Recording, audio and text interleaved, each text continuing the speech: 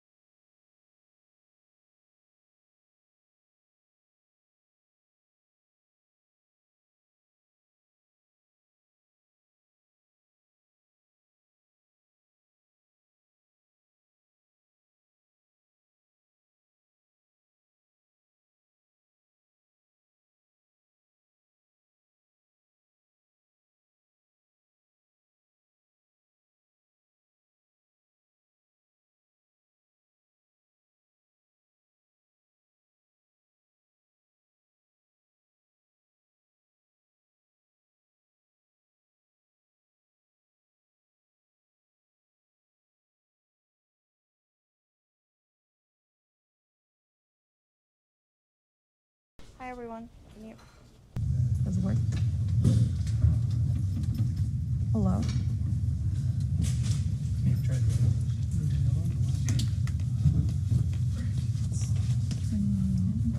Should I try the other one? Is this working?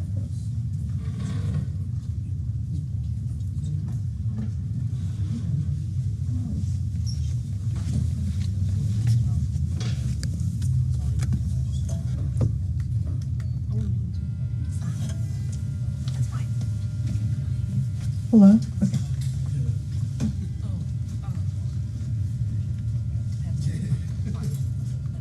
Hi everyone, we are starting in a minute.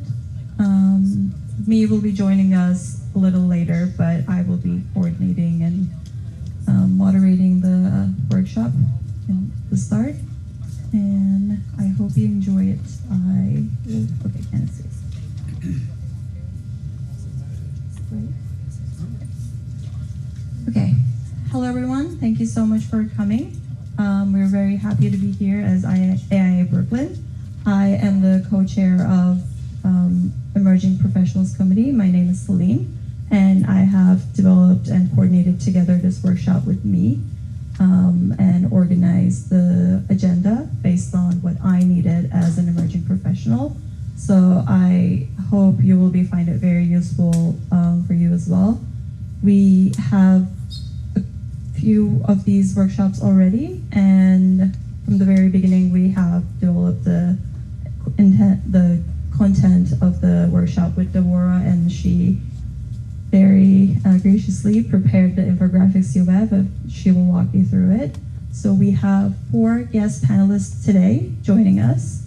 Deborah, who is a licensing administrator and a practicing architect, and I will be introducing them as we go one by one, but for now, Nicholas, who is also a licensing advisor at Pratt, who is a teaching professor. Kenneth is also a teaching professor at City Tech. I'm sure you know him. He is the licensing advisor of Ncarb. And Christopher, who is an architect and also a City Tech alumni, will be sharing his experiences with us today. So we have worked on the agenda, keeping in mind that it should be a very condensed baseline for you to follow, but everyone's experiences are unique, and we're very aware of that. So we are trying to run you through all the different routes and aspects of licensing process.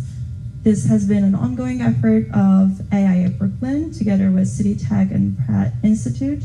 So we hope to be continuing this series in the future, and we are considering this to be a very interactive process. So at the end of I'm sure your questions will be answered, but at the end of the program, please ask your questions and we'll have time to socialize and talk to one-on-one. And you can always reach out to us through our different email and other social resources. And today's objective is, what is the path to licensure beyond school? This workshop is designated to guide you on the pathways and opportunities to become a licensed architect. So we are trying to go through ARE exams, AXP hours, registering through the boards, and your overall questions. I think we can now start with the learning objectives that will be run through by Deborah and then Nicholas. They will be presenting, and then we'll start our panel with Kenneth and Chris as well. So let me introduce you to Deborah. To give a little brief about her, she is a licensed architect in New York and a project architect at Elmy Architects. She holds an Ncarb certificate and also serves as a licensing advisor for Ncarb, supporting emerging professionals through the path to licensure. With expertise across commercial and hospitality projects, she brings both technical knowledge and mentorship to profession, and she will run you through her graphic. Thank you. Do I need that for the recording?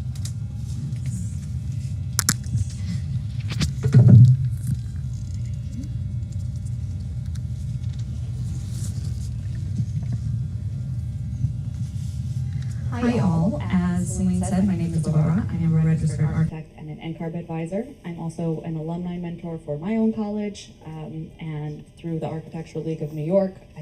It's very important to me to try to demystify this process because it wasn't really clear as I was going through it, so I don't think it needs to be as complicated for everybody, just trying to make it as simple as possible. So, in your hands and in front of you is a one-sheet infographic about everything kind of that we're going to go over. Talking about, I mean, we don't have to really go over the stats that it takes 12, almost 13 years for the average candidate to get a license, but the steps basically required to do so. So, I don't want to spoil a lot of the presentation, but I think you'll be able to take this home as a good reminder of everything that we're going to talk about.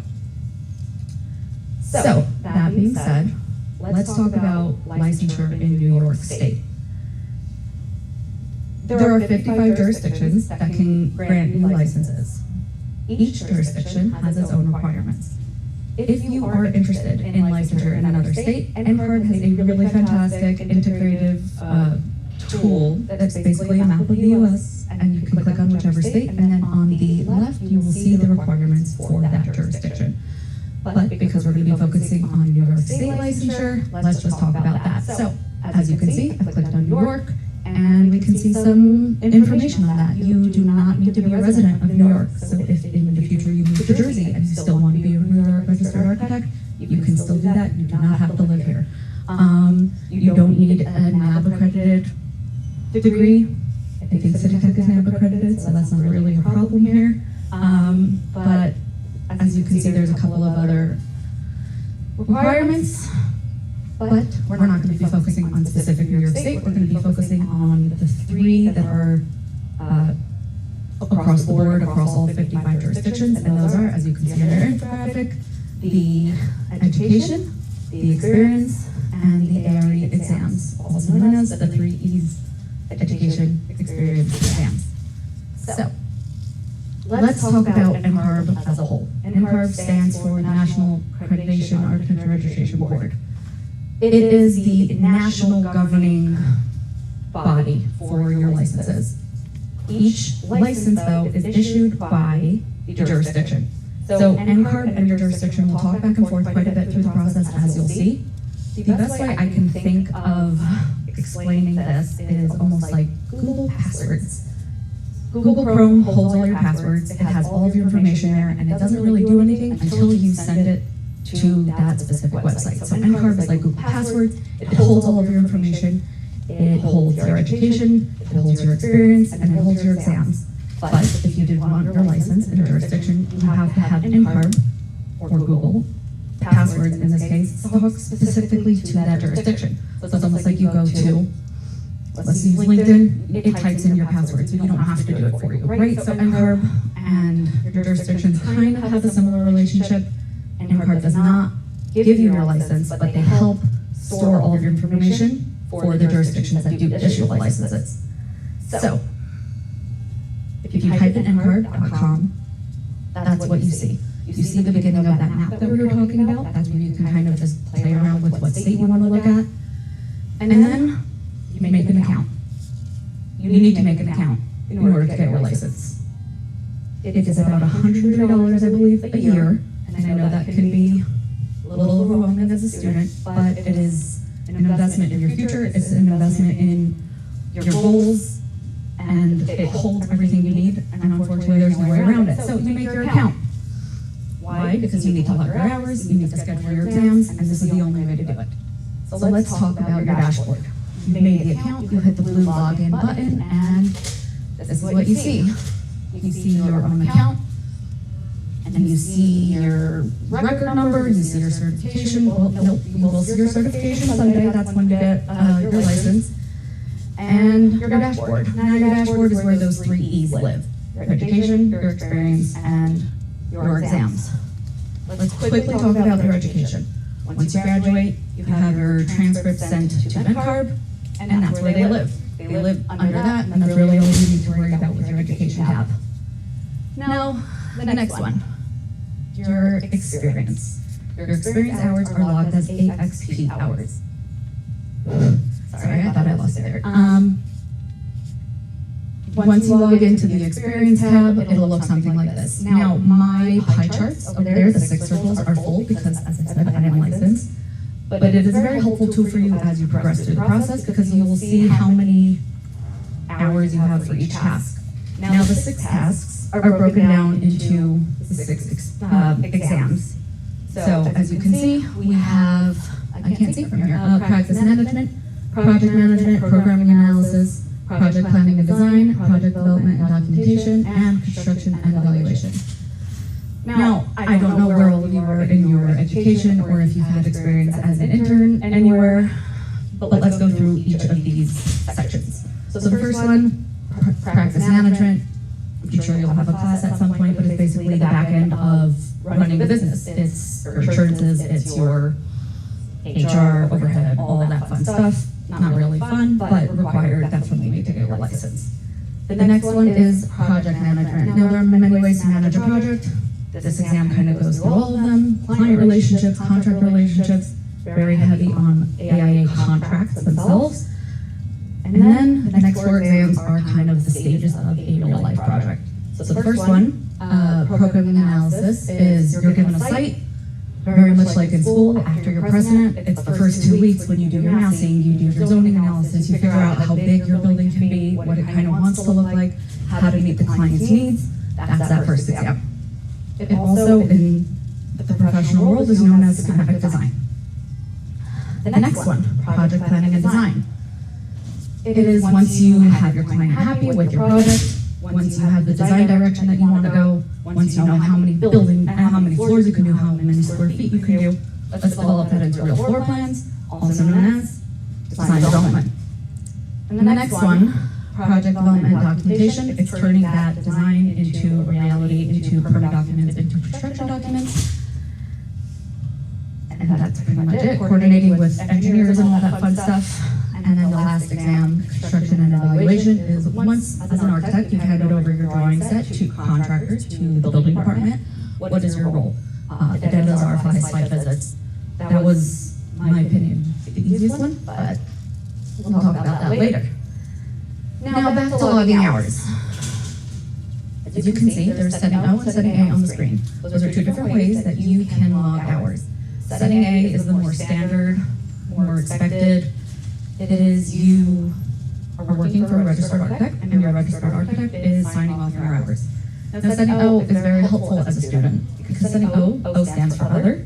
You can get AXP hours for various activities, whether you're working for an engineer, and that's not A, or you're doing CE courses. I know Sarah has some site visits in New York that you can get credits for, so we can try to connect you there if you're interested.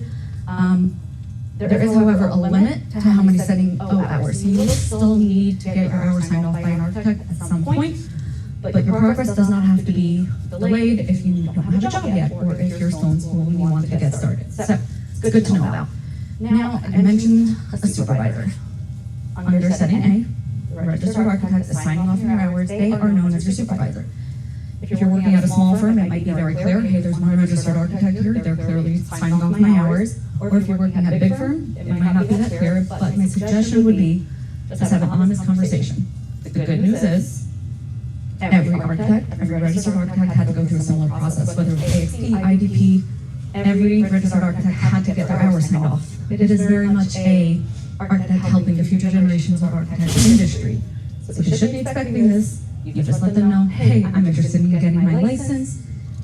Who's going to be signing off my hours? Now, whether that's the principal of the firm or someone else, they'll answer that question. You'll see why that's important in a minute. But now that you know who your supervisor is, let's actually talk about how to log your hours. So, if you hit the blue button at the top of your experience tab, I believe it says the new AXP report. You hit that button and your screen turns into this.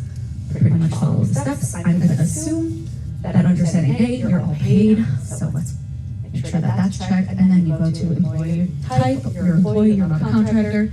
You pretty much follow the steps as shown on your screen. It's rather self-explanatory. Now, if it's the first time that you're registering your hours, you would type in, like it says, who is your employer? You type in your firm, fill out all that information, what type of professional array, architect, landscape architect, engineer, whatever it is, and then who is your supervisor? This is where this is important. I have you ask that previous question before you do this, because they will get an email. So if you didn't have this conversation and you submit your hours and they say, hey, Joe just submitted their hours for AXP, who's Joe? I don't know. Please have that conversation first. So you pretty much do all of this, and then you hit submit. I lied. Let's go back a second. There are two ways you can report your hours. It's weekly or in bulk. Weekly can be done at the end of every week. You can log in and say, I did this many hours under CE, I did this many hours under practice management, and submit it that way. That was a lot of work. Personally, I did them in bulk. And you basically just take a couple months. I did it every 6 months. You log your hours every 6 months, and then it's submitted to the architect, and voila. Now here's the key. While you may be working more than 40 hours a week, don't, but while you may be working 40 hours a week, tight deadline maybe, Ncarb will not allow you to log those hours. So you can only log 40 hours a week. So if you're doing this in bulk, you have to do a little math. And that section's where you have to do the math. If you're doing 6 hours in bulk, 40 hours a week, I think I did the math on the screen. You had 960 hours, I believe. Oh, okay, different time frame, but that's fine. That blue submit for approval button will not let you will not be able to submit for approval if it's more than 40 hours a week. So if you're running into an issue, it's usually what it is. I've had that a couple times with some mentees. So just do some math, make sure that it's all good, and then you hit save and exit. Once you hit save and exit, it goes to your supervisor. They get an email, they open the email, they approve. And then it goes back to that pie chart. So the pie chart that you're all holding in your hand, I don't want to go back a couple slides. The more hours you log, the more those pie charts will fill up. The reason this is important is if you see that you have a lot of hours in construction documentation, you've been fixing marked up red lines for a couple months, and you need more time in construction and evaluation, you would go to your supervisor and say, hey, is there any way I can come with you to a site visit, or I need a little more experience in this part of, in these parts of my hours, can you help me out so we can round out my education and my experience? Hopefully they say yes, and that'll help next time you log your hours. Now let's talk about hours. This is a new policy, you are very lucky, but hours used to expire. So if you didn't log them, they would go away. Now they just reduce, and by 75, but what that means is for every 4 hours, you lose an hour. So you don't want to do that. Log your hours, and whether that's once a year, because that's now still 100% credit, or that's once every 6 months, like I personally did, so I didn't lose anything. I would just make a schedule, set a calendar reminder, and then you don't have to worry about it. That's what I did every 6 months. I got a calendar reminder, I logged in, submitted, and made it much easier for myself. Now let's talk about the exams. I've already talked about, I guess, the overarching concepts for each 6 exams. So I'm not going to do that again, unless you have questions, and we can do that later. But in order to schedule your exams, you do need to request permission from New York State. Now, because we are in New York, you should know you do not need to finish your education before you start taking your exams. So if you'd like to start taking your exams now, you can make an Ncarb account and you can request permission from New York State, and you can start taking your exams as soon as they allow it. So this is one of the cases where Ncarb and the jurisdiction talk to each other. You would follow the instructions on your screen. I don't have them, unfortunately, but basically they forward you to the New York Education Department, I believe, and they have you submit that you're looking to start taking your exams. Once the state takes a look at your Ncarb, they send you a link to another form, and you have a fee to pay. I believe it's $350. Once that fee and the form go through, the state then talks back to Ncarb and says you can allow this person to take their exams. So what you would do is you would go to your exam dashboard and click on each tile when you're ready to schedule them. Now, how to take your exams. There are 2 options. You can go to a proctoring center. There's a whole bunch of them all over the city, all over the country actually, and you can take it in a controlled environment. It's quiet, it's simple, you show up with ID, they have the exam ready for you. Or you can take it at home with an online proctoring. Now, it isn't as simple as just taking it at home. There are actually new policies going into effect. You will have to have your camera on your phone on as well, and you also cannot use a Mac. So if you don't have a Windows computer, you may not be able to take it at home. You also need to have a view of the doors into the room. There's a whole bunch of rules. I didn't take any remotely, so I can't help you there, but it's not as simple as, hey, I'll take it from my bed, unfortunately. So now cost. Each exam is $250, give or take. I think it's a little $255 or something like that. It is a lot of money. However, it is common practice, especially in the city, that if you're at a firm that is supporting your journey, they will reimburse you for past exams. If you fail, that's on you. Sorry, you covered that cost. But both firms that I worked at covered the past exams, which made the financial burden a little less. So it's just, again, another honest conversation that you can have with whatever firm you're with to take them. Now, if you're not employed, unfortunately, that might be on you. But again, it's an investment in yourself and an investment in your future. And if this is a goal of yours, I highly suggest you start taking them sooner rather than later. Now, study strategies. There are so many resources, primarily because everyone studies differently, everyone retains information differently, everyone absorbs information differently. So the way it worked for me may not work for you, and the way it worked for your friend may not work for you either. But whatever you find that works for you, just stick with it and be consistent, even if it's 10 minutes a day, because it's a lot of information. Now, Ncarb Book is a very popular one, from my understanding. I don't know if you used it, but from my understanding, it treats all of the exams like one giant test. So you study for all the exams, you sit and take them, and then if you did fail, you go back and just study for that one specific one. I didn't do that. That sounded way too overwhelming for me. The other, I guess, motivator can be a study group. I know Celine and me will tell you about the AIA study group soon, but if you had a good class environment, or if you have some people at work that you really enjoy and you think you would help keep each other accountable, you can make your own study group. Now, the other reason why study groups are great is they keep you accountable, they keep you to the schedule that you've set, but they're also there for setbacks. Everyone's in the same boat. I personally failed one exam twice, not fun. We'll go there in a second. But that's how a study group can kind of help you keep on track, celebrate the wins, and move on with the losses. Now, personally, I think your most valued tool will be doing as many practice exams as possible. The reason why is the Ncarb questions are worded weirdly. They're just worded weirdly, and Ncarb wants you to think in a very specific way too. And the only way you can really get used to the wording and the way they want you to think is by taking the exams. So there are practice exams, I believe, on Ncarb Book. There are practice exams on the Ncarb website. I use Black Spectacles. Black Spectacles gave me the information in video form. That was perfect for me. It was exam by exam, perfect for me. And they had 4 practice exams for each exam. So I was able to go through as many questions as possible, read their explanations, whether I was right or wrong, just understanding how Ncarb wanted me to think about that topic.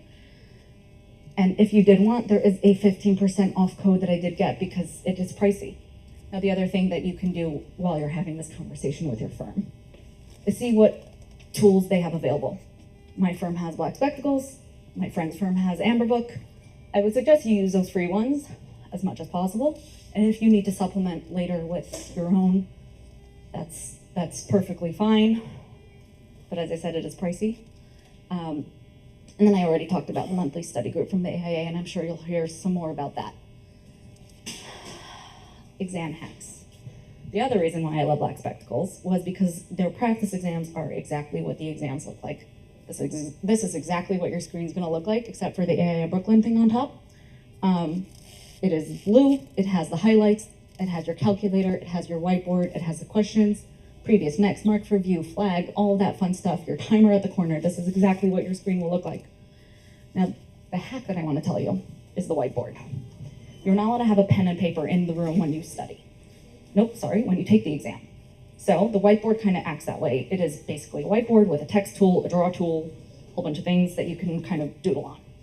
But what it can also do is it keeps the information question to question. Now, the way I kind of used it was more specifically for contracts. The AIA contracts are really long. There's a whole bunch of them. Please don't memorize them.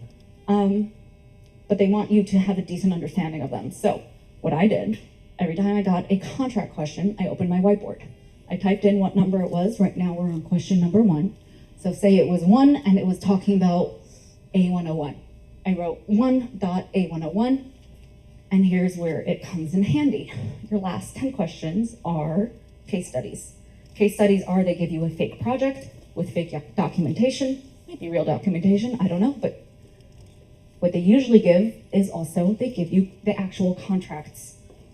So, when I got to the case studies and I saw which documents they provided, I opened up my whiteboard and I saw which questions had contract questions.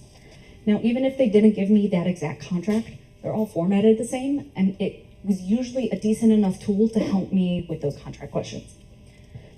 Now, that was my own little hack. I'm sure other people have other ones. The other one was the mark for review. If you wanted to go through the exam really quickly and like answer the ones that you knew right away, trust your gut, that's definitely a strategy you can use. And then mark for review, flag the ones that you're not sure about and you want to spend more time on later. Well, sorry, I forgot that I had the case study slide. So you can see the first couple questions are, the first 54 questions on this one were regular questions, and then the last 10 were the case studies. Now, I did give you a lot of information, and I do tend to talk really quickly, so I apologize for that. But while I let that all settle, I can tell you a little bit about my own personal path. I graduated in COVID, and at the time, my hours expired. So at my first internship, I created my Ncarb account, and I was very diligent about logging my hours. This way, throughout my education, by the time I graduated, I was done with more than a third of my hours. COVID hit, graduated from my bedroom, but I was still working, was able to finish my hours within probably a year. And then the exams. To be quite honest, I was very scared about taking the exams. I'd wanted to be an architect since I was 7, and everything that I had done from 7 until however old I was when I graduated college was towards that goal. I was really scared that once I got my license, I wouldn't have a goal. Didn't know what I'd be working towards anymore. Very untethering feeling. I'm very grateful that I have people in my life who kind of told me I was being a big baby, and basically pointed out the only reason I was doing it wasn't doing it was fear. So I took the exams. I did not think I would get licensed within 5 years of graduation, but here we are. And if you need that kick, if you need that push to do it, please let me be that push. There's no feeling like getting your license in the mail. Like, it just doesn't compare. You've worked so hard. You've started now. You've been in school, you're enrolled, so this is the beginning of that journey. Please finish it. Like, I can't tell you anything else than just please finish it. Like, there's no reason you should not get licensed. We're trying to help you as much as possible, whether that's discounts to study things or, I don't know, doing this presentation. Please go through the process. Now, if you need more support, AIA Brooklyn, me and Celine can certainly point you in the right direction. You can go to AIA events. There are free study groups that we talked about, and you can reach out to alumni for mentorship. There's also mentorship, as I said, through the Architectural League of New York. Or you can reach out to me, and I can be your mentor. So that's the end of my presentation. I did think my email address was on here, but if you did need it, me can give it to you. I want to thank you, and we're going to keep moving with the next presenter. Thank you so much.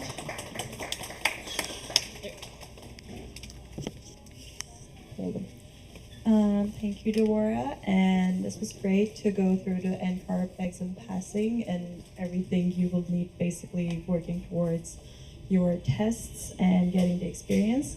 Now we will be joined by Nicholas, who is a licensed architect in New York State since 1986, and he will be walking us through New York State experience requirements, which is needed, as well as your Ncarb requirements.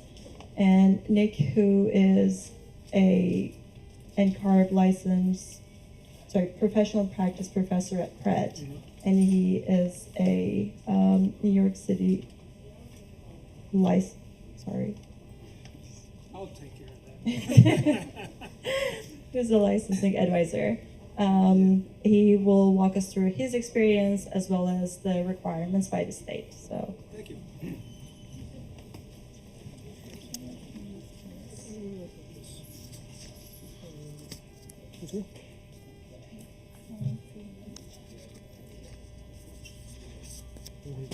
Great, thank you.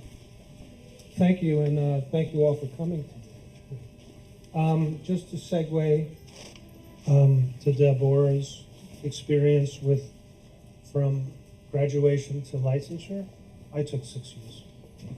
You beat me. But I was aloof. I didn't care for 3. I just wanted to have a good time. And then I realized, while sitting in an office, there was somebody who was 40 years old. At that time, I was like, oh, they're old. And they weren't licensed, and they were about how difficult it was to study. And I looked at them and I said, I do not want to be that person. And then I got on that path to licensure. I studied, took the exams, and passed them. And you're absolutely correct. There's nothing like getting that certificate in the mail. What I wanted to talk about today is the state role in your path to licensure. And I'm going to use New York State because we're here in New York. But you have to satisfy 2 organizations on your pathway to licensure. One is Ncarb, and Ncarb will collect your experience, your education, and your exam. But each state has a requirement, and you also have to satisfy the state's requirements. So, with that said,